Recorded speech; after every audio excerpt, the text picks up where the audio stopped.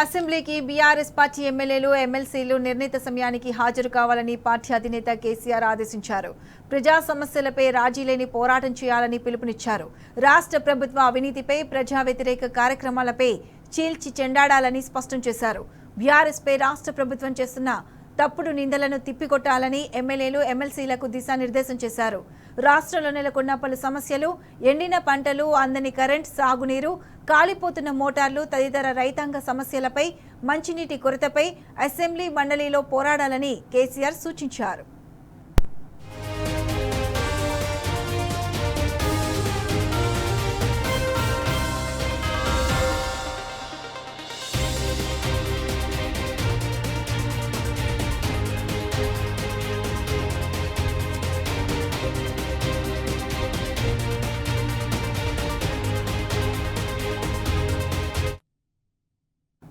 అన్ని వర్గాల సమస్యలపై బీఆర్ఎస్ ఎమ్మెల్యేలు ఎమ్మెల్సీలు అసెంబ్లీ వేదికగా పోరాడాలన్నారు బీఆర్ఎస్ అధినేత కేసీఆర్. బీసీ రిజర్వేషన్లు, ఎస్సీ రిజర్వేషన్ల బిల్లుకు మద్దతుగా గొంతు వినిపించాలని సభ్యులకు వివరించారు. రాష్ట్రంలో గురుకుల పాఠశాలలు నిర్వీర్యమవుతున్న తీరుపై మాట్లాడాలని కేసీఆర్ తెలిపారు. ప్రభుత్వ ఉద్యోగుల రిటైర్మెంట్ బెనిఫిట్స్, డిఏల పెండింగ్, పీఆర్సీ అమలుపై ఉభయ సభలో ప్రభుత్వాన్ని నిలదీయాలని సూచించారు. మహిళలకిచ్చిన వాగ్దానాలను నెరవేర్చాలని కోట్లాడాలని పార్టీ శాసనసభ, శాసన మండలి సభ్యులకు కేసీఆర్ తెలిపారు.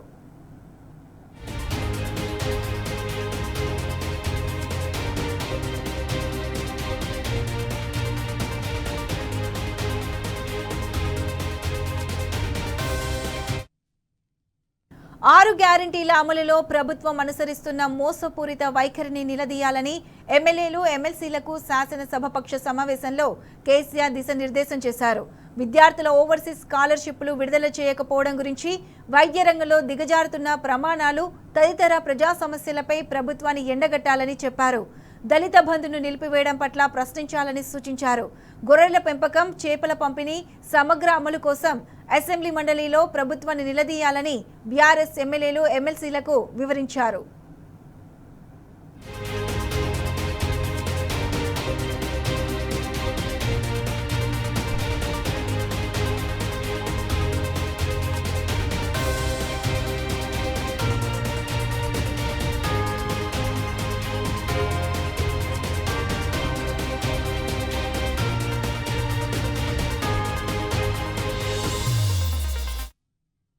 కాంగ్రెస్ ప్రభుత్వ పాలనలో రాష్ట్ర ప్రజలు పడుతున్న కష్టాలను, వారి ఆకాంక్షలను అర్థం చేసుకుని వారి గొంతుకగా ప్రభుత్వాన్ని ప్రశ్నించాలని ఎమ్మెల్యేలు ఎమ్మెల్సీల సమావేశంలో కేసీఆర్ దిశానిర్దేశం చేశారు.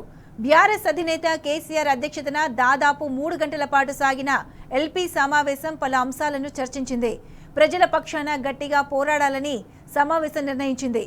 కేసీఆర్ అధ్యక్షతన జరిగిన ఎల్పీ సమావేశంలో కేటీఆర్ సహా శాసన మండలి, శాసనసభ సభ్యులు పాల్గొన్నారు. సభల్లో ఇంకా ప్రతిభావంతంగా ప్రజా సమస్యల మీద పోరాడేందుకు సభ్యులను ఎప్పటికప్పుడు సమన్వయం చేసుకునేందుకు డిప్యూటీ లీడర్లను నియమించనున్నట్లు కేసీఆర్ తెలిపారు.